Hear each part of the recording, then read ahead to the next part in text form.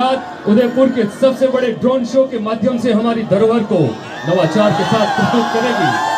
आप अपने गौरवशाली इतिहास, शाही विरासत और वीरोचित स्मृतियों को अपने में समेटे वीरों की भूमि, प्राकृतिक ताने बाने में लिपटी स्वाभिमान और बलिदान की इस तीर्थ मेवाड़ की पावन भूमि पर आप सभी महाननीय अतिथि गणों का हार्दिक स्वागत वंदन करते हैं।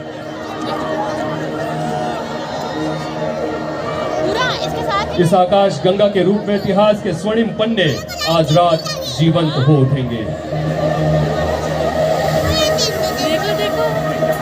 यह भूमि प्रख्यात रही है अपने जने हुए वीरों से, उनके बलिदान से। इन्हीं स्वर्णिम पन्नों से आज उभर रही है उदयपुर की वीरांगनाओं की गाथा। बलिदान, स्वाभिमान और देशभक्ति का उदाहरण चुना जाए तो पन्ना राय, पन्ना धाय का नाम सर्वोपरि होगा, जिसने अपनी ममता को पल्लू की ओट में रखकर अपने निज पुत्र को रक्त की अंजलि भर देश के चरणों में समर्पित कर दी। अपनी झोली से अपना चंदन त्याग कर सारा मेवाड़ चंदन चंदन कर दिया।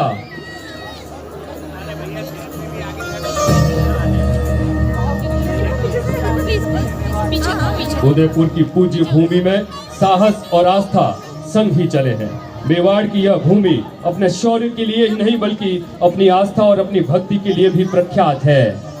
और हो भी क्यों नहीं, जिस धरती के स्वामी स्वयं एकलिंग नाथ जी हो, जहाँ प्रजा अपने आराध्य शिव को अपना राजा मानकर निवास करे। संभवतः इसीलिए इस शहर में जल की इतनी धाराएं हैं, झीलें हैं, मानो जिनका सृजन खुद एकलिंग नाथ जी की इच्छा से हुआ हो। तभी श्यामल दास जी लिखते हैं, एकलिंग गिरिराज धर ऋषभ देव भुज चार, सुमरो सदा स्नेह सो चार धाम मेवाड़।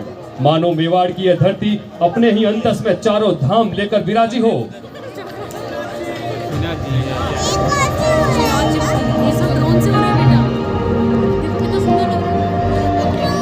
इसी आस्था से जुड़े हैं पराक्रम और साहस के ऐसे आख्यान, जहां मेवाड़ ने अपने इतिहास को दोहराते हुए निर्भय होकर धर्म की रक्षा की। जब विदेशी आक्रांताओं के उत्पात से ब्रज से श्रीनाथ जी को बचाते हुए गोस्वामी जी भ्रमण करते रहे और आक्रांताओं के आक्रमण के भय से कहीं निवास स्थान नहीं मिला, यह सुनते ही राज सिंह जी ने उन्हें मेवाड़ में विराजने का आग्रह किया और श्रीनाथ जी की इच्छा से उनका नाथद्वारा में मंदिर स्थापित हुआ।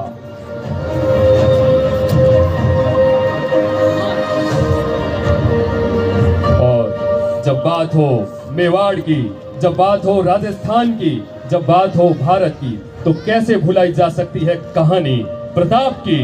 अदम्य रणशौर्य के प्रतीक वीर शिरोमणि प्रातः स्मरण